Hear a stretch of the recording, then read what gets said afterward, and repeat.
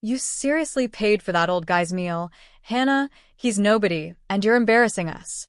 My fiancé, Jordan, hissed that at me in the corner booth of a small highway diner, right after I quietly covered an embarrassed veteran's bill so the whole place would stop staring. 2 weeks later, Jordan's confident smile cracked in half when the same nobody stepped into a glass-walled meeting room and every powerful person in it went completely still. As always, before we dive into a story with an ending that's going to feel really satisfying for you, let's do a quick roll call. Type present and the city you're watching from in the comments. For everyone who has liked and subscribed, I pray that God makes your problems easier, widens your provision, and keeps your body healthy. Thank you, my friends. Now listen carefully to my story. I need you to understand something about me before you judge what I did in that diner. I've always been the pity daughter. Not the golden child. Not the heir. Not the one my family introduced with pride. I was the one people smiled at a little too gently, like I might break if they used a normal tone with me. The one they called sweet when they really meant easy to push around. And I didn't become that way because I was stupid. I became that way because being kind was the only way I was allowed to exist in my own house. I didn't realize that one quiet moment with a veteran and a diner receipt would end up saving my life and destroying the people who thought they owned me. My name is Hannah, and this is how it started. I grew up in a beautiful home that never felt like mine. From the outside, my family looked polished. A successful father, a respected last name in our city, charity galas, golf tournaments, the whole thing. Inside the walls, though, everything was measured. Every smile had a cost, every I love you had a condition. My mom died when I was 16. After that, the house turned into a place where grief wasn't something we talked about. It was something we covered up with fresh paint, expensive dinners, and pretending. 6 months after the funeral, my dad, Douglas, introduced us to my stepmother, Celeste.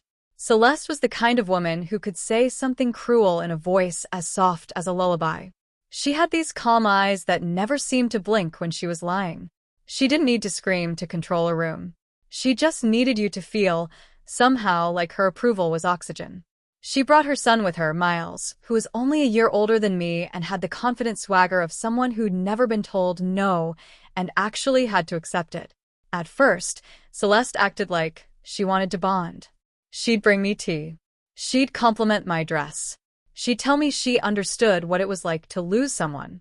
But then she'd do things like accidentally forget to save me a seat at dinner or mention, in front of guests, that I'd been so fragile since my mom passed. And my dad would smile awkwardly, squeeze my shoulder and say, "She means well, sweetheart." I learned quickly that if I protested, I was making things difficult. If I stayed quiet, I was mature. So I stayed quiet.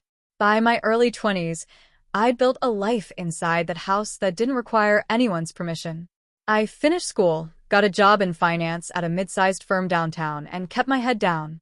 I paid my own phone bill, my own car insurance, even offered to pay rent because I didn't want anyone saying I was living off them. Celeste still found ways to make me feel like a guest.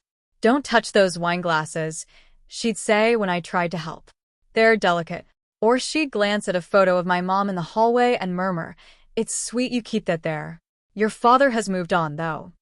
Then, when I got engaged, she was suddenly delighted. Jordan and I met at a networking event. He was charming in that smooth, practiced way. He knew how to make people laugh without saying anything risky. He always knew exactly what to say to my dad, exactly when to nod, exactly how to look serious about the future. Celeste loved him. "You finally chose someone appropriate," she told me once, with a warm smile that felt like a slap. Jordan started having business talks with my dad in the study. He'd tell me not to worry about it. "It's about building our future," he'd say. "Your dad respects me. That's a good thing." Sometimes I'd catch Miles watching me from the hallway when Jordan left the study, like he was keeping score. And sometimes I'd catch Celeste watching me too, like I was a piece on a board she'd already learned how to move. I told myself I was imagining it. Then came the first moment that felt off enough that I couldn't ignore it. It was a Sunday. Celeste hosted one of her family brunches with a few of my dad's friends and their wives. Everyone was laughing and clinking glasses while I refilled coffee, like a polite employee. Jordan slid his hand around my waist, smiling for the room, and said loudly, "Hannah's the heart of this family. She's so giving." Celeste's friend, a woman with pearl earrings, tilted her head. "Oh, honey, that's wonderful. But tell me, when are you giving Douglas a grandbaby?" The room went quiet in that sneaky way rich rooms go quiet. Not silence. More like everyone pretending they weren't listening while listening harder. I felt heat rush up my neck. Jordan chuckled lightly. My dad cleared his throat. Celeste smiled. "We don't pressure young couples," she said, then added. "But of course, Hannah has always been sensitive. We want her to be ready." Sensitive. Like I was made of glass. I tried to laugh it off, but my voice came out thin. "We'll see." Jordan squeezed my waist a little tighter, like a warning. Later, in the kitchen, I whispered, "I didn't like that." He leaned against the counter, calm. It was harmless. It didn't feel harmless. He sighed like I was exhausting him. "Hannah, you always do this. You take a normal comment and turn it into drama." That was the first time he said it. "You always do this." Not, "I'm sorry." Not, "I'll talk to them." Just a neat little sentence that made the problem feel like me.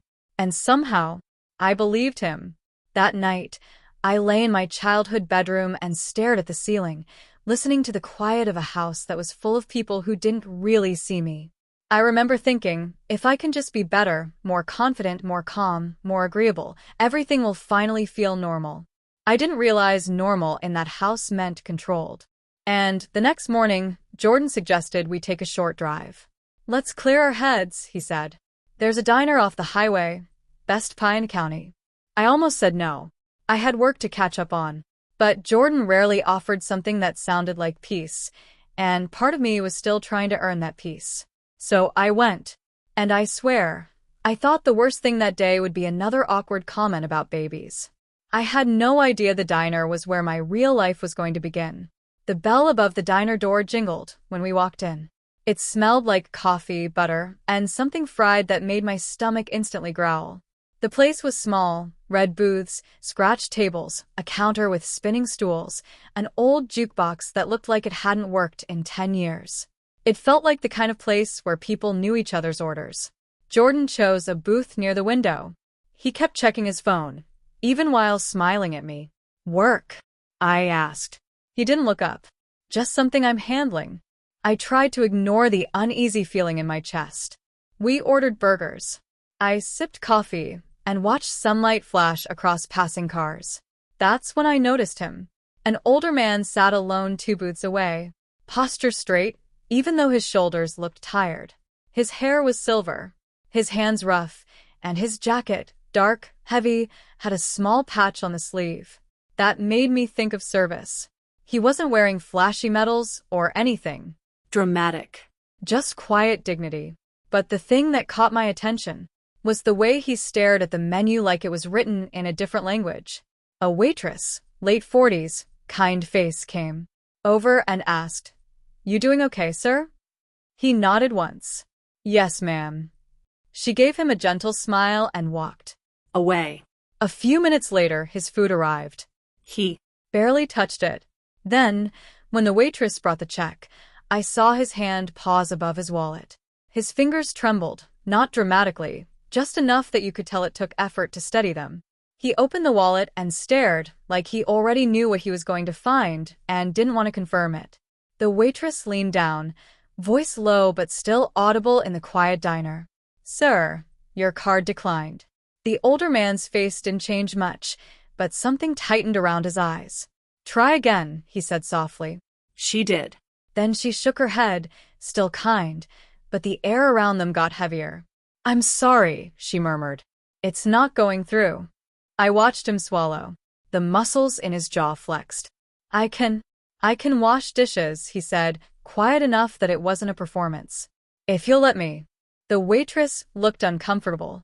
"That's not." A man at the counter scoffed loudly. "Or you could just not order food you can't pay for." A couple people laughed. Not big laughs. The type that stung more because it sounded casual. The older man's gaze stayed on the table. He didn't argue. He just looked embarrassed. Something inside me snapped. Not in an angry way. In a sad way. Like my heart had been waiting for a reason to remind me who I was outside of my family's rules. I stood up before I could talk myself out of it. Jordan grabbed my wrist under the table. "What are you doing?" "I'm going to help him." His grip tightened. "Hannah, no. Sit down." I looked at his hand on me, then up at his face. He smiled like he was trying to be gentle, but his eyes were annoyed. "Don't make a scene." "He's not making a scene," I said, keeping my voice low. "They're making it a scene." Jordan's voice turned sharp, still quiet.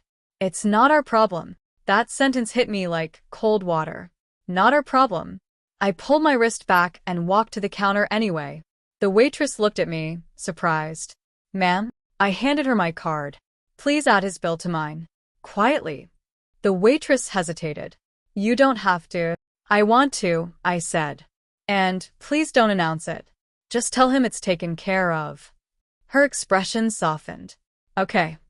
I signed the receipt.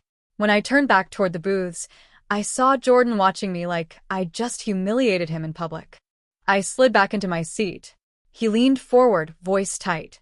"You seriously paid for that old guy's meal, Hannah? He's nobody, and you're embarrassing us." My face burned. "Embarrassing you?" "Yes," he snapped. "People are looking." "They're looking because they were being rude." Jordan shook his head, like I was hopeless. "You love playing hero because you need attention. That's what this is." I stared at him. My coffee suddenly tasted bitter. "Or maybe," I said slowly, "I don't like watching someone get laughed at when they're trying to keep their dignity." Jordan's eyes narrowed.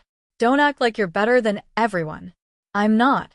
He leaned back, crossed his arms, and muttered, "You're going to regret being generous to strangers when your own life falls apart." I didn't respond, but my hands were shaking under the table. Across the diner, the older man sat very still as the waitress leaned in and quietly said something to him. I watched his shoulders stiffen, then relax. He looked up at her, confused.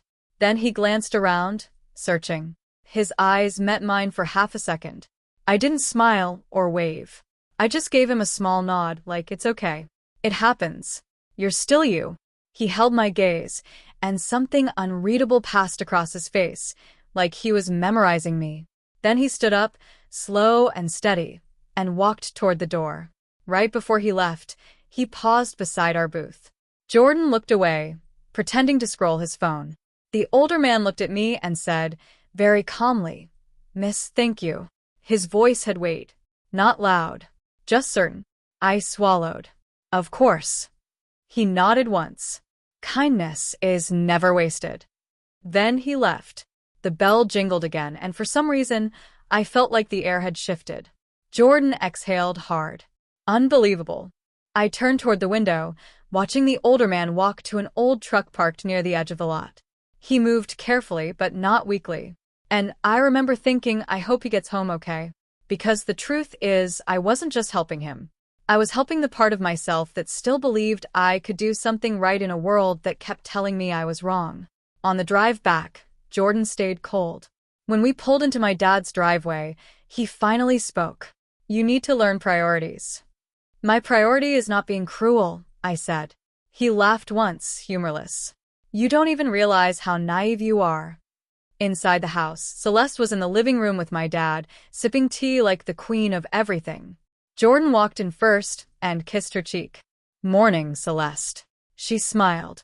"Jordan." Perfect timing. My dad looked up. "Hey, sweetheart." Celeste's eyes slid to me. "You're flushed. Did something happen?" Jordan didn't hesitate. "Hannah caused a scene at a diner." My stomach dropped. "That's not." Celeste tilted her head. "A scene?" Jordan leaned into it, voice smooth and controlled. "She paid for some stranger's food because his card declined." Everyone stared. It was uncomfortable. My dad blinked. "Hannah, why?" I opened my mouth, but the words tangled with shame because that was my reflex in that house, feeling like I had to justify basic decency. "Because people were laughing at him," I said. He was embarrassed. Celeste's smile stayed in place, but her eyes chilled. So, you decided to rescue him. I decided to help, I corrected, trying to keep my voice steady. Jordan's tone turned accusing. We're trying to plan a wedding and a future, and she's throwing money at strangers for attention. My chest tightened. It wasn't for attention. Asked them to be quiet about it. Celeste set her teacup down carefully. Hannah, my dear, you always want to be seen as the good one. I stared at her. That's not true. She sighed, like I'd disappointed her. It's just you're so emotional. You don't think about how your actions reflect on the family. My dad rubbed his forehead. Honey, I get wanting to help, but what? My voice came out sharper than I meant. But it makes us look bad to be kind? Jordan stepped forward, voice low. Stop twisting it. I'm not twisting anything, I said, feeling my pulse in my throat.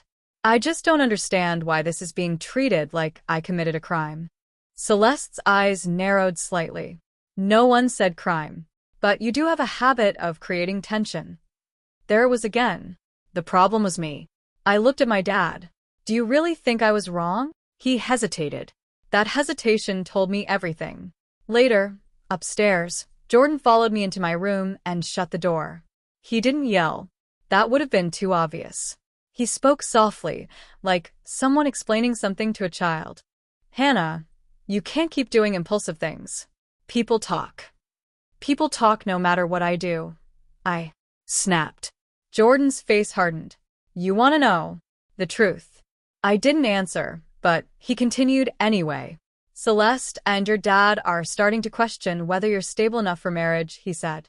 And if you keep embarrassing me, I'm going to have to reconsider everything. My mouth went dry. Reconsider what? Us, he said, like it was obvious. I'm not signing up for a lifetime of you making emotional decisions. The way he said signing up made my stomach twist, like I was a burden he might return. You're threatening me? I whispered. He laughed lightly. Don't be dramatic. I'm just being honest. Then he reached out and brushed hair behind my ear. Fake tenderness. I'm the only one trying to protect you from yourself. For a second, I almost believed him. Because gaslighting doesn't feel like someone yelling, you're crazy. Sometimes it feels like someone smiling while they slowly erase your confidence. I turned away, tears burning behind my eyes. I need space. Jordan exhaled, annoyed. Fine. But don't expect me to keep defending you if you keep acting like this. He left. I sat on my bed and stared at my hands, trying to calm my breathing. And then my phone buzzed. An unknown number. I almost ignored it. But something in me, maybe curiosity, maybe instinct, made me answer with a cautious, hello. A calm male voice said, Miss Hannah? My heart skipped. Yes, this is Arthur Caldwell, the voice said. I believe you helped me at the diner today. I sat up straighter. Oh, sir. You didn't have to call. I did, he said.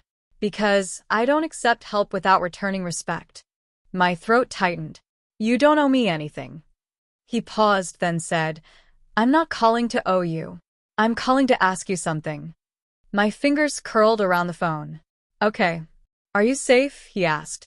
The question was so direct, so unexpected, that I didn't respond fast enough. Arthur's voice stayed steady.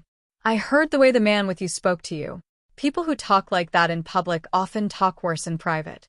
My eyes stung. I'm fine. I lied automatically. He didn't push. He just said, if you ever feel you are not fine, you should not face it alone. I swallowed. How did you get my number? The waitress, he said simply. Asked for a way to thank you properly. She gave it only after I promised I would not bother you. I let out a shaky breath. That's kind of her.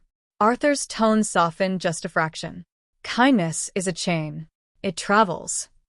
Then his voice turned practical again. I'd like to repay you. Lunch, coffee, something appropriate. In a public place. No pressure. I hesitated. My whole life, help came with strings. Celeste's gifts always turned into debts. Jordan's affection always turned into leverage. But Arthur didn't sound like that. He sounded like a man who understood dignity. I don't know, I admitted. That's okay, he said. Think about it. If you decide yes, you can choose the place and the time. And if you decide no, I will still be grateful. I didn't know why, but tears slipped down my cheeks anyway. Thank you, I whispered. Of course, he said. Good night, Miss Hannah. When the call ended, I stared at the screen, my pulse racing. Arthur Caldwell, a veteran with an old truck and a calm voice. And he'd asked if I was safe like it mattered. I didn't know then that his question wasn't just kindness. It was a warning, because the next few days, things in my house changed from cold to calculated. Celeste started inviting me into conversations I'd never been included in before. Hannah, sit with us, she'd say sweetly when my dad and Jordan were in the study. They'd spread papers across the desk, financial statements, property documents, things I recognized because of my job. Jordan would smile at me. We want you to be involved. Celeste would add, it's your future too, dear. But every time I asked a question, Jordan answered quickly, almost too quickly, like he'd rehearsed. And every time I tried to read a page more closely, Celeste would slide it away with a gentle laugh. Oh, honey, she'd say, don't stress your pretty head over boring details. Pretty head. Not smart head. Not capable head. Just pretty. One evening, I came downstairs to find Celeste in the kitchen with Miles. They went silent when I entered. Miles leaned against the counter, smirking. Hey, Charity Queen. I froze. What? He nodded toward my phone on the table. Heard you made a friend at the diner. My stomach dropped. How do you? Celeste smiled as she stirred her tea. In this house, we don't keep secrets that could hurt the family. My hands went cold. I didn't keep a secret. I paid for someone's meal. And now he's calling you, Celeste said, voice still sweet. Men don't call young women for no reason. My face heated. He's older. He was thanking me. Miles snorted. Sure. Jordan walked in behind me like he'd been summoned. He didn't even ask what happened. He looked straight at me and said, Give me your phone. I stared at him. Excuse me? He held out his hand. If you're not hiding anything, it shouldn't be a problem. My pulse pounded. No. Jordan's jaw tightened. Hannah. No. I repeated stronger. You don't get to demand my phone like I'm a child. Celeste's eyes sharpened. Hannah, don't be difficult. I looked at my dad, who had just entered the doorway. Dad, I said, voice shaking. Are you okay with this? With them treating me like I did something wrong. My dad's expression was tired. Honey, just cooperate. Everyone's stressed. Cooperate. That word was Celeste's favorite tool. Jordan's voice went calm again. Dangerous calm. Fine. Don't give me your phone. But understand what this looks like. I swallowed hard. It looks like you're controlling. Jordan's eyes flashed. It looks like you're unstable. There it was again. Unstable. Sensitive. Emotional. Words that made people stop taking you seriously. I walked upstairs without giving anyone what they wanted. My hands were trembling so hard I could barely unlock my bedroom door. I sat on the edge of my bed and forced myself to breathe. Then I did something I'd never done before. I stopped assuming they were right. I opened my laptop and started thinking like the person I was at work, someone trained to notice patterns, someone paid to catch inconsistencies. I replayed the last week in my head. The sudden paperwork, the pressure, the phone demand, the weird silence when I entered rooms. And then I remembered something small from the diner. When I'd signed the receipt, the waitress had printed 2 copies. I'd taken mine absent-mindedly and slipped it into my purse. I hadn't thrown it away yet.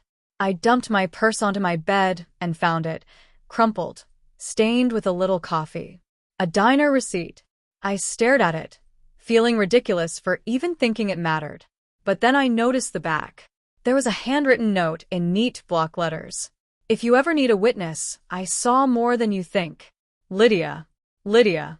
The waitress. My throat went tight. I flipped the receipt over again like it might change. Need a witness? Saw more than you think.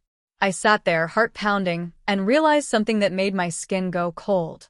Arthur hadn't called me just to thank me. And Lydia hadn't written that because she was bored. They'd noticed something about me that my own family had trained me to ignore. I didn't know what it was yet, but I knew deep in my bones, that the next move Celeste and Jordan made wasn't going to be about family reputation. It was going to be about control. And they were going to push harder now that I'd resisted. I folded the receipt carefully and slid it into a folder I kept for important documents, tax forms, pay stubs, things I couldn't afford to lose. Then I locked the folder in my desk drawer.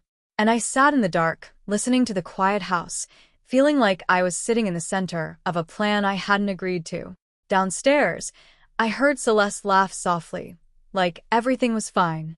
I wiped my face, took a slow breath, and whispered to myself, "Okay, Hannah, pay attention, because something was coming. And whatever it wasn't going to stop until someone broke." The next week was a slow squeeze. Jordan became strangely affectionate in front of other people, hand on my back, compliments, smiling like the perfect fiancé. In private, he'd criticize everything. My tone, my timing, my mood swings. Celeste did the same thing, but with a motherly mask. She'd bring me breakfast and say, "I'm worried about you," as if she cared. Then she'd add, "Maybe you should take a leave from work. Too much stress can make women irrational." I knew what she was doing.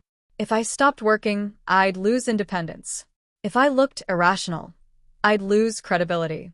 And then one evening, Celeste invited me to the study again. My dad sat behind the desk, looking uncomfortable. Jordan sat beside him with a neat stack of papers. Celeste stood near the bookshelf like she owned the room. "Hannah," she said warmly, "we're going to simplify things for you." Jordan slid the papers toward me. "We've been discussing how to manage assets after the wedding." Assets. The word made my stomach twist, because I knew exactly what it meant in my family: leverage. I glanced at the top page and immediately recognized the formatting. A trust adjustment. My eyes narrowed. "Why is my name here?" Jordan smiled. "Because it's for your protection." Celeste nodded sympathetically. "You've had emotional episodes lately. We want to make sure you're not burdened." My pulse spiked. Burdened by what? Jordan leaned forward. "Hannah, don't make this a fight. Just sign." I stared at the signature line. The thing about being the pity daughter is you spend years being told you're lucky anyone bothers to include you. So when someone finally hands you a document and says it's for your benefit, you're trained to feel grateful instead of suspicious. But I work with numbers. I read fine print for a living. I forced my hands to steady and started scanning the page. And within 30 seconds, my blood turned to ice. This wasn't protection. This was a transfer. A transfer of certain rights, quietly shifting control away from me and into a structure managed by Jordan. I looked up slowly. "You want control of my trust." Jordan's smile didn't move, but his eyes sharpened. "It's not control. It's management." Celeste sighed, as if I was exhausting her. "Hannah, why are you assuming the worst?" "Because I can read," I said, voice tight. My dad finally spoke, weakly. "Sweetheart, Jordan's just trying to help." I stared at him. "Dad, do you know what this says?" His eyes flicked to the papers, then away. "Celeste explained it to me." Celeste stepped closer, voice soft. "Your father doesn't need to stress over details. We're doing what's best." I felt something in my chest crack, not heartbreak, not sadness. Anger. Clean, sharp anger. I pushed the papers back. "I'm not signing this." Jordan's jaw clenched. "Hannah." "No," I said louder. "And don't ever bring me something like this again and pretend it's love." Celeste's expression shifted. Just a flicker, but enough. Her warmth cooled into something harder. "Hannah," she said quietly, "you're being ungrateful." Jordan's voice turned icy. "If you don't sign, you're basically telling everyone you don't trust me." "I don't," I said, shocking even myself. A heavy silence dropped. My dad looked like he'd been slapped. Celeste's eyes narrowed. "So this is who you are now?" "This is who I've always been," I said, standing up. I just stopped apologizing for it. Jordan stood too, moving into my space. "Sit down." "I didn't." He lowered his voice, dangerous calm. "Don't forget, Hannah. You live here. Your job, your wedding, your reputation. None of it survives if we decide you're the problem." My stomach flipped. There it was. the threat underneath the polite words. Celeste watched me like she was waiting for me to fold. I swallowed hard and forced myself to speak evenly. If you want to talk about reputation, Jordan, maybe you should worry about your own. His eyes flashed. What does that mean? I didn't answer because I didn't have proof yet. But I had the receipt, and I had my instincts, and I had Arthur Caldwell's voice in my head asking, "Are you safe?" I walked out of the study with my head high, even though my legs felt like they might give out. Upstairs, I locked my bedroom door and sat on the floor, shaking. My phone buzzed again. Unknown number. My heart raced, but I answered. Arthur's voice came through, calm as ever. "Miss Hannah, it's Arthur." I whispered. "How did you know to call?" He paused. "Because people like you don't suddenly start needing witnesses when life is easy." My throat tightened. "They're trying to make me sign something." "I suspected," he said. I pressed my forehead against my knees. "Why would you suspect anything about me?" Arthur's voice stayed steady. "Because in that diner, you paid quietly like someone used to cleaning up other people's messes. And the man with you spoke to you like you were property. I've seen that pattern before." I swallowed. "What do I do?" Arthur didn't rush. "First, you breathe. Second, you do nothing alone. Third, if you are willing, I can connect you to someone who understands documents and power games. Someone who doesn't scare easily." I hesitated. "Who?" "A counselor in my circle," he said carefully. "A woman named Naomi Reyes. She's sharp, discreet, and she hates bullies." Naomi Reyes. A name that sounded like safety in a world full of people trying to shrink me. I whispered, "Okay." Arthur's voice softened. "Good. "And Hannah?" "Yeah. If they're moving fast, it's because they think time is on their side. That usually means you're closer to something valuable than you realize." My stomach turned. Valuable. He didn't explain. He just said, "Stay alert. And keep every piece of paper they put in front of you." I looked at my locked drawer. "I will," I whispered. When the call ended, I sat very still, listening to footsteps outside my door. Then a knock. Celeste's voice, sweet again. "Hannah, open up, dear. We need to talk." I didn't move. She knocked again, softer. "Don't be childish." My hands shook. Then Jordan's voice joined hers, low and controlled. "Open the door." My pulse slammed in my ears. I stared at the doorknob, realizing with a cold certainty that this wasn't a family disagreement anymore. This was a trap tightening, and I was the one they planned to shut inside it. I stood up, wiped my face, and opened my desk drawer to check my folder again, just to make sure it was still there. It was. But something else was there too. A second set of papers I hadn't put inside. Newer, freshly printed, my name typed neatly at the top. And at the bottom, one word that made my stomach drop. Termination. I didn't know what they were terminating yet. But I knew one thing. They weren't knocking to talk. They were knocking because the next step was about to become official. And whatever they planned to take from me, they were done asking nicely. I didn't open the door. I stood in the dark with my back against it, staring at that word like it could bite me. Termination. It could mean my job, my engagement, my access to something in my father's estate. Or, God, I didn't even want to think it, my place in this house. Outside my room, Celeste's voice stayed syrupy. "Hannah, honey, this isn't healthy. You can't lock yourself away every time you feel emotional." Jordan's voice came right after, lower and sharper. "Open the door. We're not doing this." They weren't yelling, and that was what terrified me. The calmness. The confidence that I would fold, like I always did. My hands were shaking so hard I had to press them to my thighs. I forced myself to take one slow breath, then another. And then I did something I never used to do. I stopped reacting. I started thinking. I held my phone close and texted Arthur Caldwell one sentence. "They're outside my door." I found a document that says termination. A moment later, my phone buzzed. "Do not sign anything. Do not leave with them. Are you alone? Arthur." I typed back, "Yes." His reply came fast. "Call Naomi now." "Put her on speaker if you can." My heart pounded. I opened Arthur's earlier message thread and found Naomi Rhea's number. I hit call. It rang once. Twice. Then a woman answered, voice crisp and awake like she'd been expecting this. Naomi. My voice came out thin. Hi, my name is Hannah. Arthur Caldwell told me to call you. There was a pause. Then her tone shifted into something steady and protective. Okay, Hannah. Where are you? In my bedroom. My stepmother and my fiancé are outside the door. Lock is engaged? Naomi asked. Yes. Good. Don't open it, she said, like it wasn't a suggestion. What's happening? I swallowed and kept my voice low. They try to get me to sign trust paperwork. I refused. Now they're escalating. And I found a paper in my desk that says termination at the bottom. Naomi didn't gasp. She didn't dramatize it. She just asked the kind of questions that made my brain click into work mode. Is the termination letter addressed to you personally or your employer? I haven't read it fully yet. Read only the header. Don't touch anything else. Take a photo first. My hands trembled as I lifted the paper. I snapped a photo and sent it to Naomi.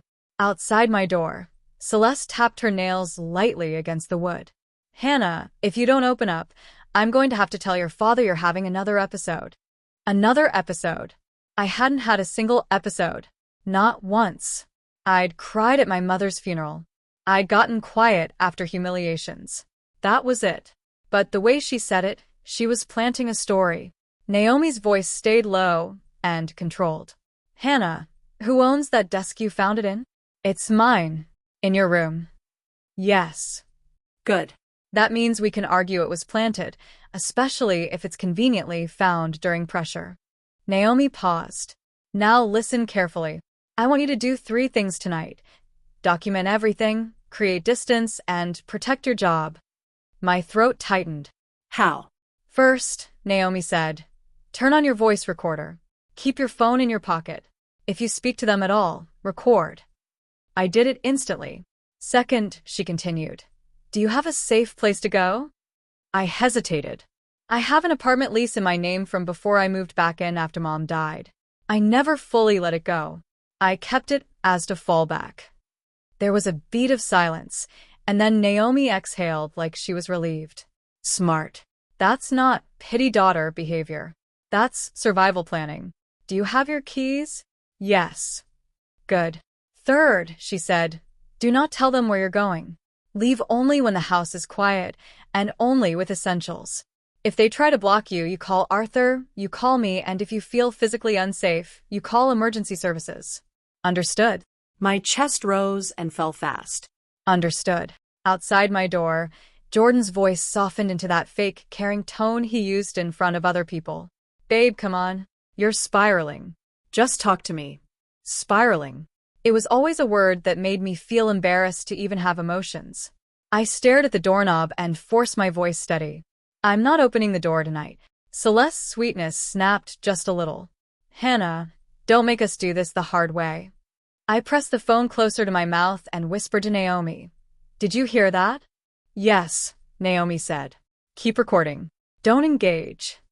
Then my dad's voice came from a hallway. Douglas. My father. Hannah, he called, confused. What's going on? Celeste immediately turned into the victim. Her voice went soft and trembling. She locked herself in again. Douglas. We're worried.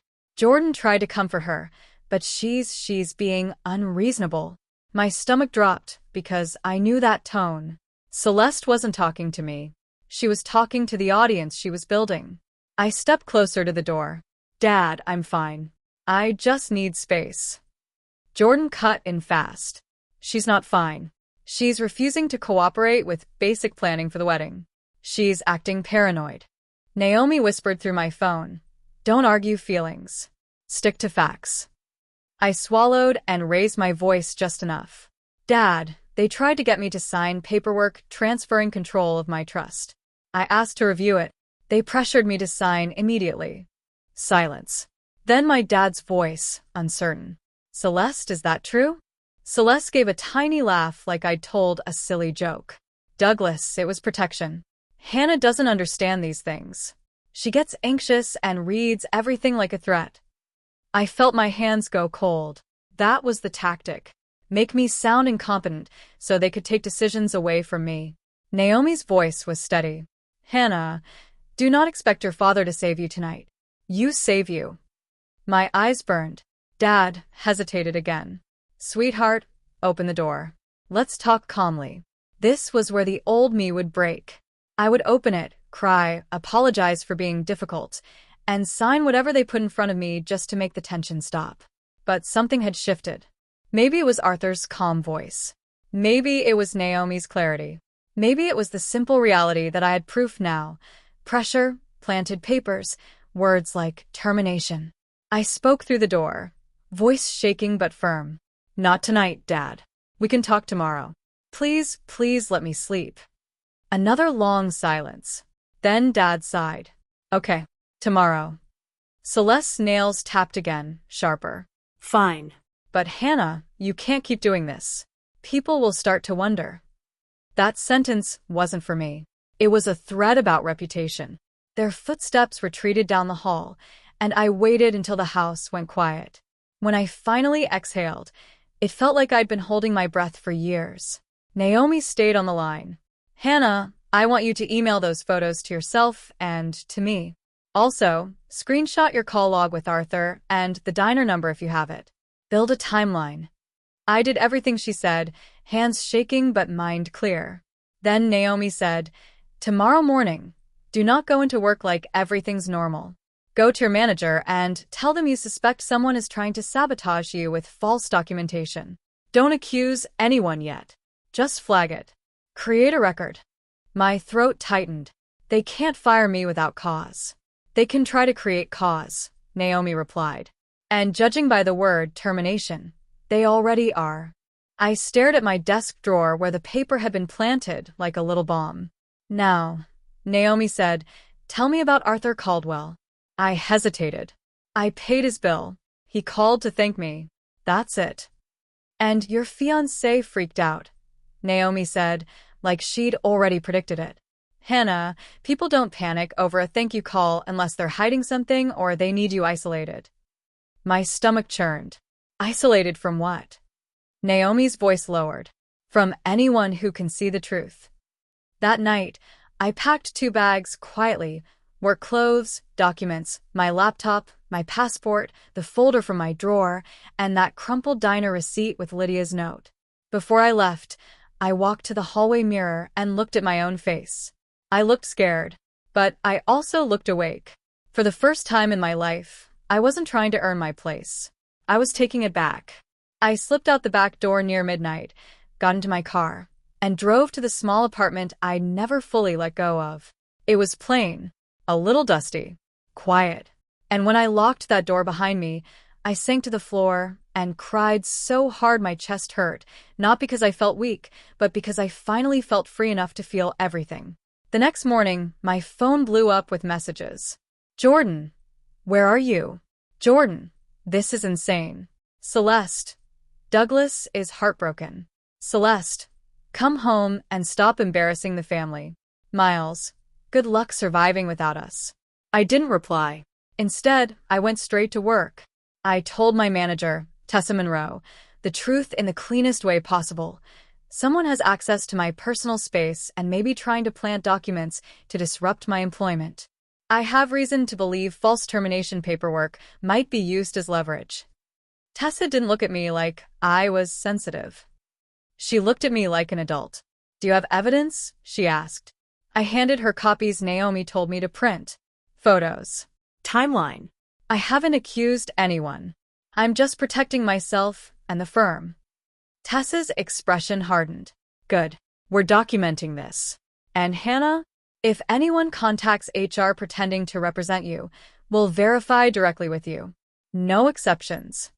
I nearly cried in her office from sheer relief. After work, Naomi met me at a coffee shop downtown. She was in her 30s, sharp eyes, hair pulled back like she didn't have time for nonsense. She shook my hand firmly. You're not crazy, she said immediately. You're not unstable. You're in a coordinated pressure campaign. I blinked. You make it sound like strategy. It is, Naomi said. Now tell me everything. From the diner to today. Don't skip details. So I told her. When I finished, Naomi leaned back and said something that made my skin go cold. Hannah, they're not just trying to control you emotionally. They're trying to control what you own and how you're perceived. And the fastest way to do that is to make you look unreliable. I swallowed. Why now? Naomi tapped my folder gently. Because something is about to change. A deadline. A payout. A transfer. Something that makes them impatient. I thought of my dad's health. He'd been more tired lately. More headaches. More naps. My stomach tightened. My father's been off. But Celeste always says it's just age. Naomi's eyes narrowed. Has he seen a doctor recently? I don't know. Then we find out, she said simply. And we also need to meet the diner waitress who left you that note. Lydia. My hands tightened around my coffee cup. She said she saw more than I think. Naomi nodded once. And I believe her. That evening, Arthur Caldwell met us at the diner. Seeing him again up close in daylight, I noticed what I hadn't had time to notice before. He moved with controlled care, like someone managing pain without letting it control him. His expression was calm but alert. He wore a plain jacket and a clean collared shirt. Nothing flashy. When he shook my hand, his grip was firm. Hannah, he said warmly. I'm glad you came. I hesitated. Thank you for caring. Arthur's eyes softened. You cared first. Lydia came from behind the counter when she saw me. Her face was serious now, not friendly diner serious, but human serious. I'm glad you kept that receipt, she said quietly, glancing at Naomi. I didn't know how else to warn you without causing trouble. Naomi introduced herself and kept it professional. Lydia, what did you see? Lydia took a breath. I saw your fiancé, Jordan, slip something into your purse while you were at the counter paying. My blood went cold. What? Arthur's jaw tightened slightly. I saw it too, he said. I didn't want to accuse without proof, but I watched his hand. He did it quickly, like he'd practiced. I stared at them, mouth dry. Why would he? Naomi's voice cut in, calm as a scalpel. To create evidence later. A note, a pill bottle, a flash drive. Anything that can be found to support a narrative that Hannah is unstable, dishonest, or a threat.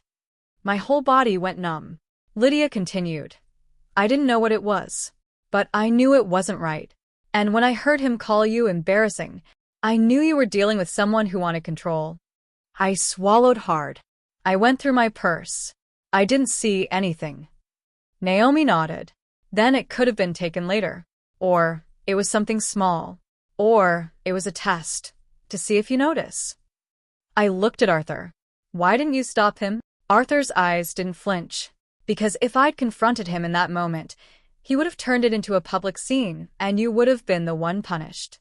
I chose to observe, and then act strategically. That's why I called you. There was something about the way Arthur said strategically that told me he wasn't just a kind old veteran. He thought like someone trained. Naomi pulled out her notebook. Lydia, can you write a statement? Time, place, what you saw, who was present. Lydia nodded. Yes. Arthur looked at me and said, Hannah, you need to assume they have more plans. People like Jordan don't gamble on one move. I took a shaky breath. What kind of plans? Arthur's eyes held mine. The kind that turn accidents into convenience. A chill ran up my spine. Because 2 days before, Jordan had texted me, all sweetness again, like we were fine. Let's do a reset. Weekend trip. Just us. No pressure. At the time it had sounded like fake romance. Now it sounded like isolation. Naomi asked me to forward that message. Then she leaned in and said, Hannah, if they invited you somewhere private, after you refused paperwork, you do not go. Not without witnesses. Not without protection. I nodded, throat tight. I won't. But the next week, Celeste didn't give up. She showed up at my office lobby. I saw her through the glass doors in her elegant coat, calm smile, eyes like polished stone. My stomach dropped, but I forced myself to walk out like I belonged to my own life. Hannah, she said brightly, loud enough for nearby employees to hear. Oh, thank God. We've been so worried. She stepped forward like she was about to hug me. I held up a hand. Don't. Her smile faltered for half a second, then returned. Sweetheart, you left in the middle of the night. Your father barely slept. I left because Jordan and you were pressuring me to sign documents without review, I said evenly. Celeste's eyes widened with practiced innocence. What documents? That's not true. Gaslighting. Right in the lobby. She leaned closer, voice dropping into a private whisper that still somehow felt public. Hannah, you're spiraling. You're imagining threats. You need to come home and rest. I looked straight at her. I'm recording this conversation. Her smile froze. Then she did something smarter than denial. She switched tactics. She drew back, turned her body slightly, and raised her voice just a bit. Enough for someone to hear her, but not enough to look like she was yelling. Hannah, she said sadly, we're not your enemies. We love you, but you're making dangerous accusations. Dangerous. She was warning me without saying it. Then she tilted her head and said softly, Jordan is devastated. He says you've been talking to strange men. Older men. It's not like you. I felt my stomach flip. She was trying to plan a new story, me being inappropriate with Arthur, to discredit me morally, not just mentally. I laughed once, short and humorless. Arthur Caldwell is a veteran I helped at a diner. He thanked me. That's it. Celeste's eyes glittered. Veteran. Right. Well, Hannah, people will interpret what they want. And you know how quickly reputations can. I cut her off. If you came here to threaten my reputation, you should leave. A few coworkers were glancing over now. Celeste noticed and immediately softened. Oh, honey, she said with a gentle sigh. I'm not threatening. I'm begging you to come home. Your father needs you. That sentence hit me like a hook. Because I did love my dad. Even if he was weak. Even if he hesitated. Celeste knew exactly where my soft spot was. I swallowed and said, tell him he can meet me in public. Without Jordan. Without you controlling the conversation. If he wants me, he can come to me. Celeste's smile tightened. I'll tell him. Then she leaned in one last time and whispered, careful, Hannah. People who make noise don't always get heard. Sometimes they get removed. Then she walked away like she'd done me a favor. I stood there shaking, my recorder still running, my heart slamming against my ribs. Naomi listened to the audio later and didn't look surprised. She's escalating, Naomi said. And that means we're close to the truth. The next piece came from somewhere I didn't expect. Miles. Celeste's son. He called me late at night. I almost didn't answer. But curiosity won. Hannah, he said, voice low, almost amused. You're really doing this, huh? Playing tough. I kept my tone flat. What do you want, Miles? He chuckled. I want you to stop making my mom's life difficult. Your mom is making her own life difficult, I said. Miles sighed like he was bored. Listen, I'm not calling to be your friend. I'm calling because Jordan's not as loyal as you think. My stomach tightened. I don't think he's loyal at all. Miles laughed. Good. Then this will be easier. He lowered his voice. Jordan's been meeting with someone. A woman named Serena Hart. She works at a private clinic. A clinic? My skin went cold. Miles, I whispered, why are you telling me this? There was a pause, and for a second, his voice lost the smugness. Because Jordan promised me something, he said. And now I'm realizing if you go down, I might go down too. There it was. Self-preservation. But information was information. What did he promise you? I asked. Miles hesitated. A stake. In your father's assets. A seat at the table. He made it sound like your dad's situation is going to change soon. My blood ran cold. What situation? Miles exhaled. I don't know details, but I heard them talking. Your dad's been signing things. A lot. And Celeste's been pushing for medical evaluations. My hands started shaking. Medical evaluations for what? Miles didn't answer directly. He just said, watch your back, Hannah. Jordan's not trying to win you back. He's trying to finish something. Then he hung up. I sat on my couch in my small apartment, staring at the wall, feeling like the air had disappeared. A private clinic, medical evaluations, my father signing things, and Celeste controlling the narrative. Naomi and I moved fast after that. We requested, through proper channels, a copy of any documents involving my trust and my father's recent signatures, anything I had legal access to. Naomi also pushed me to get a basic background check on Jordan and Serena Hart and to audit any shared accounts or authorized access. The results came back like a punch. Jordan had tried to open a line of credit in my name 2 months ago. It was denied because of a verification mismatch. He'd also updated beneficiary information on a life insurance policy, one I didn't even remember having from my first job years ago. The update hadn't gone through fully, but the attempt was logged. And Serena Hart? She wasn't a doctor.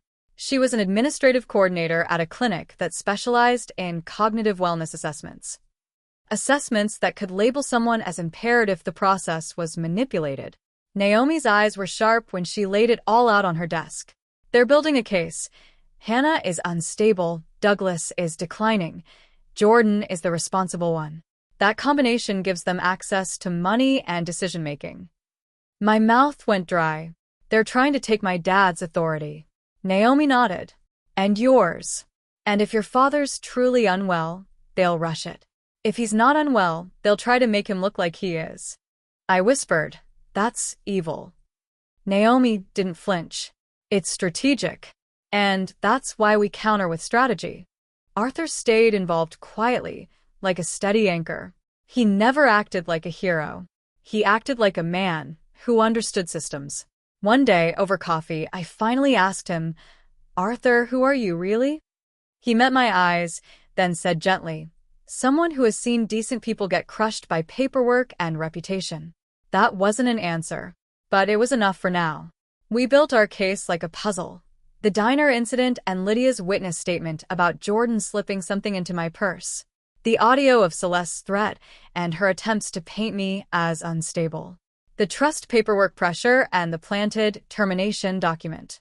The attempted credit line and the insurance beneficiary attempt. Jordan's connection to Serena Hart at the clinic. And then Naomi found the most important piece.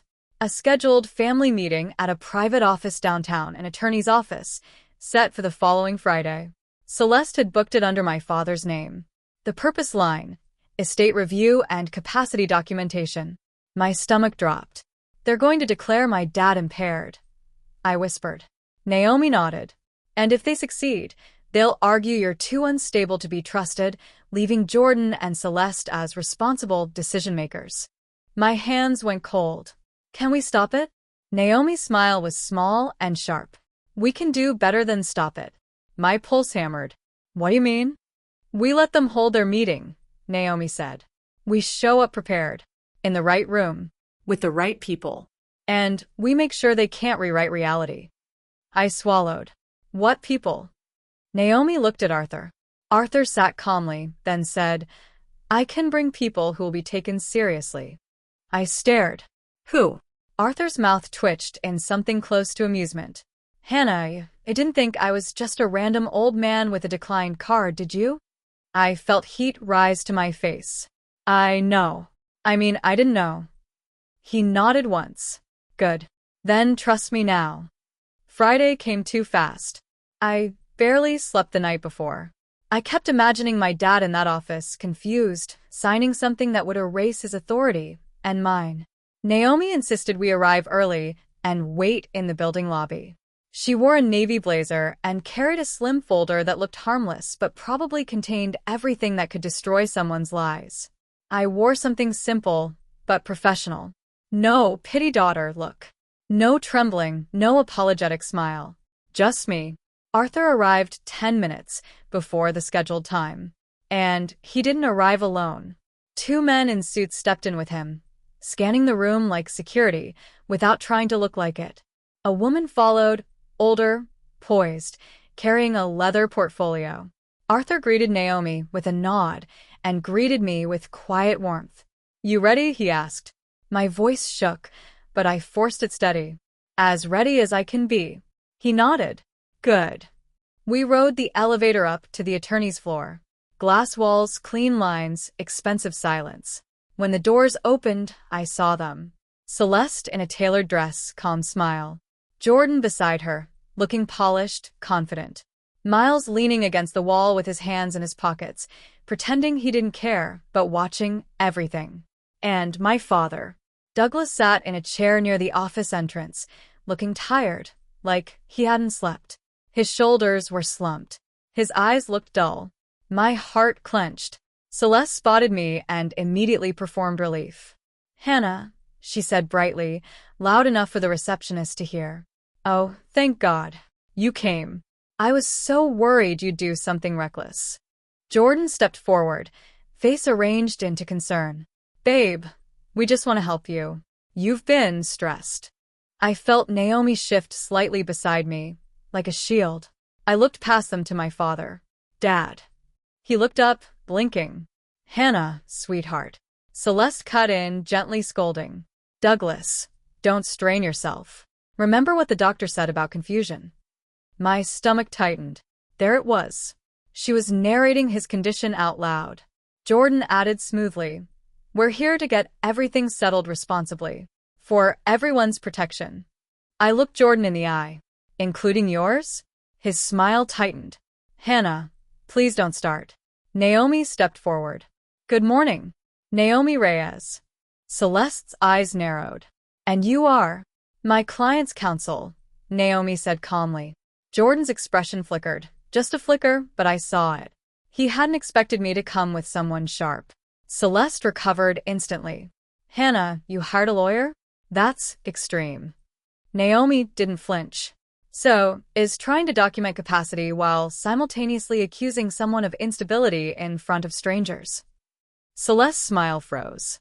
Jordan leaned in, voice low, trying to control the moment. Hannah, we can talk privately. I raised my chin. No. We talk here. The office door opened, and a man stepped out, an attorney with silver hair and cautious eyes. Douglas Hale? We're ready for you. Celeste stood quickly. Yes, that's us. Naomi stepped forward. We'll be joining. The attorney hesitated. Only immediate.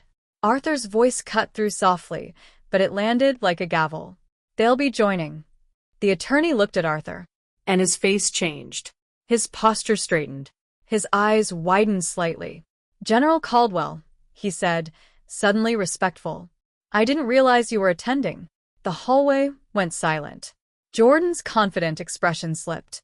Celeste's smile stiffened like it was glued on. Miles' mouth opened slightly, then shut. My heart slammed against my ribs. General. Naomi didn't look surprised. She just watched Celeste like a scientist watching a lab rat realize the maze has changed. Arthur, General Caldwell, turned his calm gaze to Celeste and Jordan. I don't like bullies, he said simply. And I especially don't like bullies who hide behind paperwork.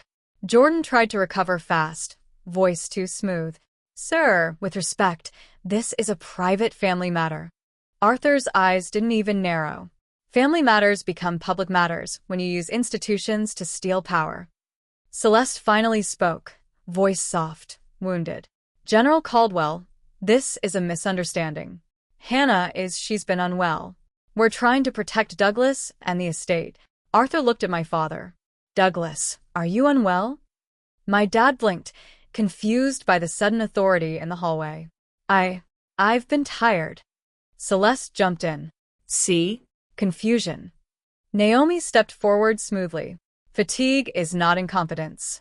And confusion can be caused by many things: stress, medication manipulation. Celeste's eyes flashed. That is a disgusting accusation. Naomi held up a finger. And we have documentation. Jordan's voice went sharp. You can't just barge in. Arthur glanced at one of the men with him. The man stepped forward and handed the attorney a folder. The attorney opened it, scanned, and his eyebrows lifted. General Caldwell, the attorney said, swallowing. We can accommodate additional parties. Please come in. Celeste's smile twitched. What is this? Arthur didn't answer her. He gestured toward the office. After you. Inside the conference room, glass walls looked out over the city. The table was long, sleek, built for power. Celeste chose a seat near my father like a guard. Jordan sat on the other side, too close, like he was physically trapping him in the middle. I sat opposite them, Naomi beside me. Arthur sat near the head of the table like he belonged there, which, clearly, he did. The attorney cleared his throat. This meeting concerns Douglas Hale's estate planning and a capacity review. Naomi interrupted politely. Before any review proceeds, we need to address coercion and conflict of interest. Jordan scoffed. Coercion? Please. Naomi slid a printed document across the table. Jordan, do you recognize this? Jordan glanced at it, and his face flickered. No. Naomi didn't blink. It's a screenshot of your attempted credit application in Hannah's name. Celeste's eyes widened slightly. That's... Naomi slid another paper. And here is the logged attempt to update a beneficiary on a life insurance policy connected to Hannah. Jordan's smile vanished. That's not what.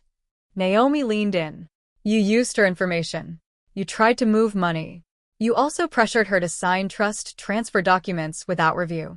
Jordan's voice sharpened. Those were for her protection. Naomi turned to the attorney. Please note that Jordan Pierce has a documented attempt to access financial instruments tied to Hannah Hale without clear consent. The attorney's face tightened. He took notes. Celeste shifted, switching to her victim voice. This is outrageous. Hannah, how could you do this to your family? I stared at her. You mean how could I protect myself? She looked at my father, eyes glossy. Douglas, do you see what she's doing? She's attacking us. She's unstable. Naomi turned on her like a spotlight. Celeste, we also have an audio recording of you threatening Hannah's reputation and implying she could be removed if she made noise. Celeste's mouth opened. Naomi pressed play. Celeste's own voice filled the room. Careful, Hannah. People who make noise don't always get heard. Sometimes they get removed. The room went so quiet I could hear my own breathing. My father turned slowly toward Celeste. Celeste, what is that? Celeste's face went pale, then she recovered with forced laughter. It's taken out of context. I meant removed from stress. Arthur spoke calmly. Don't insult our intelligence. Jordan leaned forward, anger leaking through his polish. This is a setup. Naomi slid Lydia's statement across the table. And we have a witness from the diner who saw you slip something into Hannah's purse. Jordan's eyes widened. That's a lie. Arthur's voice was quiet. It isn't. Jordan snapped his head toward Arthur. Why do you even care? Arthur held his gaze. Because I've buried good people who trusted the wrong ones. And because Hannah helped me when she didn't have to. Celeste tried another angle. General Caldwell, with all respect, you don't know Hannah. She's emotional. She's grieving. She exaggerates. I felt my hands shake, but I forced my voice steady. Celeste, you've called me sensitive since I was 16. You've used it like a leash. My father's eyes looked wet. Hannah. Naomi leaned in and placed one final document on the table. This, she said, is the capacity evaluation appointment Celeste scheduled at the clinic. And this is the clinic coordinator's name. She slid a page toward Jordan. Serena Hart. Jordan's face went gray. Celeste's eyes darted between Naomi and Jordan like she'd just realized Jordan wasn't as controlled as she thought. Naomi continued. Serena Hart has been meeting with Jordan privately. Miles Hale confirmed this. And we have call log frequency that aligns with the planning timeline. Miles shifted in his seat for the first time, uncomfortable. Celeste snapped her head at him. Miles. Miles swallowed. What? You said this was about protection. Arthur watched them like a man watching a trap close. Then, Arthur turned to my father. Douglas, did you consent to this meeting being used to document you as impaired? My father looked confused. Celeste said it was routine, that it would make paperwork easier. Naomi nodded. That's a common tactic. Once someone is labeled impaired, control shifts fast. Celeste's voice turned sharp, losing the mask. So what, Douglas? You're just going to let your daughter, your unstable daughter, ruin everything. My father flinched at the word unstable, like he'd heard it too many times and started believing it. I leaned forward, heart pounding. Dad, look at me. Do I look unstable right now? Or do I look like someone who finally has proof? He stared at me, torn. Then Arthur did something that broke the room open. He slid his own credentials across the table. Formal identification, clear enough that even Jordan's lawyer brain couldn't wiggle out of it. I'm Arthur Caldwell, he said calmly. 4-star general, retired. I didn't walk into this room to watch a young woman be dismantled by manipulation. I walked in because I can recognize a coordinated coercion campaign. Jordan's mouth opened, but no sound came out. Celeste's face went almost white. The attorney looked like he wanted to stand up straighter just from being in Arthur's presence. Arthur continued, voice steady. And Douglas, for your safety, you need an independent medical assessment, not arranged by Celeste, not influenced by Jordan. A real one. Celeste's eyes flashed. This is ridiculous. You can't. Naomi cut in, calm. We can. And we will. Because if you proceed with capacity documentation under conflict of interest, this becomes legally questionable. Jordan finally found his voice, but it wasn't confident anymore. Hannah, you're doing this because you want attention. You love being the victim. There it was. Reversing victim and perpetrator. I stared at him and felt something in me go cold and clear. No, I said quietly. I'm doing this because you tried to steal from me and isolate me. And because Celeste tried to turn me into a diagnosis so she could control my father. Jordan laughed, but it sounded desperate. That's insane. Naomi slid the termination document photo across the table.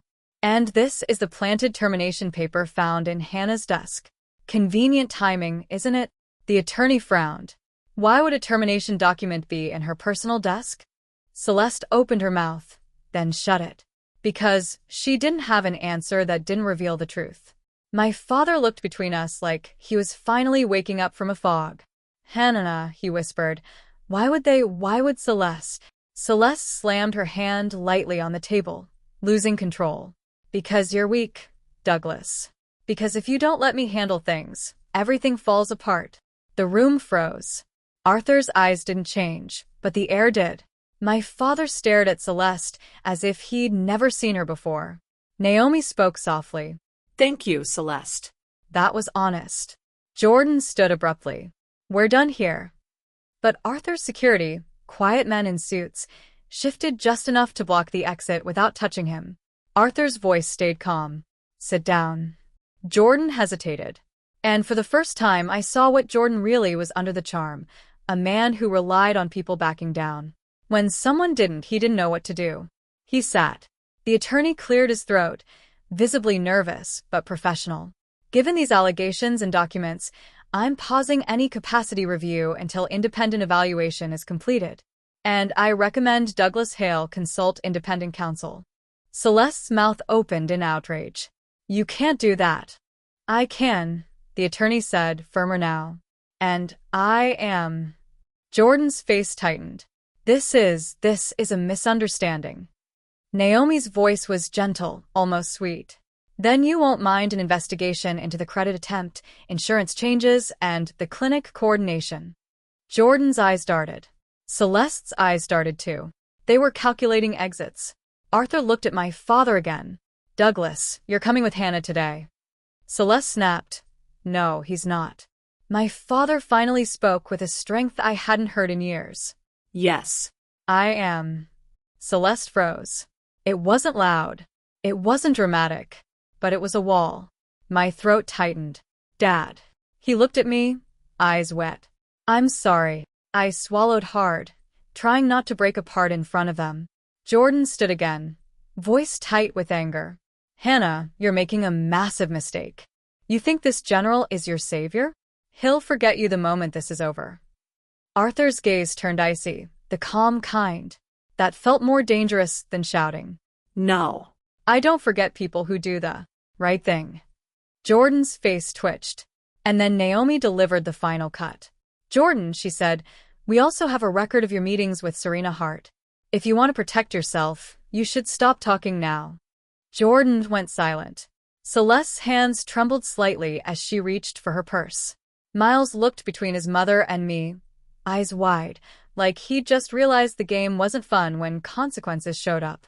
As we stood to leave, Celeste's voice cracked with rage. "You ungrateful girl. After everything I did for you." I turned back, heart pounding, but voice steady. "You didn't do things for me, Celeste. You did things to me." For a second, her mask slipped completely, and what showed underneath wasn't sadness. It was hatred. We walked out of the conference room with my father beside me, Naomi on my other side, and Arthur slightly behind like a quiet guardian. In the elevator, my dad finally whispered, "Hannah, that man, who is he?" I let out a shaky breath. "He's the veteran from the diner." My dad blinked. "The one you paid for?" I nodded. My father's eyes filled with tears. "And I let them shame you for that." I swallowed hard. "We're not doing shame anymore, Dad. We're doing truth." The independent medical assessment happened the following week, with a doctor Naomi recommended, one with no ties to Celeste. The results were clear. My dad was stressed, sleep-deprived, and on a medication combo Celeste's clinic had suggested that wasn't appropriate for him. Once adjusted, his clarity improved fast. When Naomi saw the medication notes, her expression hardened. "This is not routine." Arthur's jaw tightened. "This is control through chemistry." We didn't dramatize it publicly. We did it properly. Second opinions, documentation, formal complaints. And quietly, very quietly, doors started closing on Celeste and Jordan. My father moved out of the house for a while and stayed with me in my apartment until he felt strong enough to return with boundaries and his own independent security. Yes, security. Not because we were paranoid, but because when people lose power, they get unpredictable. Jordan's attempt to sabotage my job failed because I created a record early. Tessa and HR flagged any outside contact. No mysterious termination. No concerned fiancé calls. Nothing. When Jordan realized he couldn't isolate me anymore, he tried his last trick. He showed up at my apartment building with flowers and that soft voice. "I'm sorry," he said, eyes glossy like he'd practiced in a mirror. I got scared. Your family intimidated me. I just wanted us to be stable. Fake apology. Fake new start. I didn't let him in. I spoke through the intercom. "You wanted stability?" I said. "You tried to open credit in my name." He sounded offended. "That's not what happened." "I have proof," I said calmly. Silence. Then he switched tactics. "Hannah, you're destroying us. People are going to think you're bitter and unstable." I almost laughed. "Jordan," I said, voice steady, "you can't scare me with words anymore." His voice dropped, sharp. "You think you won?" I paused, then said softly, "No. I think you lost." I hung up. The legal consequences didn't happen overnight, but they happened. Celeste lost control of my father's access and decision-making because the attempted capacity manipulation was documented and paused. Douglas changed his attorney. He updated his estate plan with independent counsel. He also separated finances and removed Celeste from any position where she could manage things. Jordan lost his engagement, his access, and the polished image he'd built. My father's circle, people who cared about reputation more than feelings, did what they always do when they smell risk. They distanced themselves. Contracts that Jordan hoped to gain through my family didn't materialize. Invitations stopped. Calls stopped. Serena Hart at the clinic was investigated for unethical coordination. I don't know every detail of what happened to her, because it wasn't my goal to ruin strangers, but I do know the clinic severed ties with her quickly when formal complaints landed on the right desks. Miles tried to apologize once, awkwardly, like he didn't know how to be human without sarcasm. "I didn't know it would go that far," he said. I looked at him and said, "You didn't care until it threatened you." He didn't argue because he couldn't. My relationship with my father took time to repair. Some nights we sat in my small apartment with takeout and quiet, and he'd say, "I should have protected you." And I'd say, "You can protect me now by protecting yourself." Arthur stayed in my life, not as some magical rescuer, but as someone who checked in, who showed up when asked, who reminded me that strength can be calm. One afternoon, weeks after the conference room showdown, we sat at the same diner. Lydia poured coffee and smiled at me. "You look different," she said. I smiled back. "I feel different." Arthur stirred his coffee slowly. "Dignity looks good on you." I exhaled, a real laugh slipping out. "It's funny. I thought I was the pity daughter." Naomi, who joined us briefly, raised an eyebrow. "You were never pity. You were trained." That sentence hit me hard. Trained to apologize. Trained to shrink. Trained to accept crumbs as love. Now, my training was changing. My father eventually returned home, but not to the old dynamics. He installed boundaries like locks. Celeste was still in his life legally for a while, because disentangling a marriage takes time, but her control was gone. She couldn't schedule his appointments. She couldn't isolate him. She couldn't speak for him like he was a child. And when she tried to corner me at a charity event months later, with that sweet voice and sharp eyes, I didn't flinch. She leaned close and whispered, "You think you're strong now because important men stood beside you." I looked her in the eye. No. "I'm strong because I finally stood beside myself." Her eyes trembled, just slightly. And I realized something that made my chest feel light. The biggest punishment for someone like Celeste wasn't screaming or humiliation. It was losing access, losing control, being seen clearly. Jordan tried to rebuild his image elsewhere, but people don't trust a man who gets too close to power and then gets publicly burned. He became a cautionary tale in the same circles that once praised him. And as for me? I didn't become cruel. I didn't become loud for attention. I became precise. I kept my job. I kept my independence. I rebuilt my relationship with my father slowly, honestly, without pretending. And I kept one reminder in my wallet, folded behind my license. That diner receipt, because it started as a simple act of kindness. And it ended as proof that kindness isn't weakness, especially when it wakes you up. From everything I went through, I learned that being the pity daughter is not a personality, it's a role people assign you when they want you easy to control. If someone keeps calling you unstable every time you ask questions, that's not love, that's a strategy. And if your instincts are screaming, please listen. Your life might depend on it. If you've ever gone through something similar or you want to share your own story, write it in the comments below. Don't forget to share this story with your friends, like the video, and subscribe so you don't miss the next stories.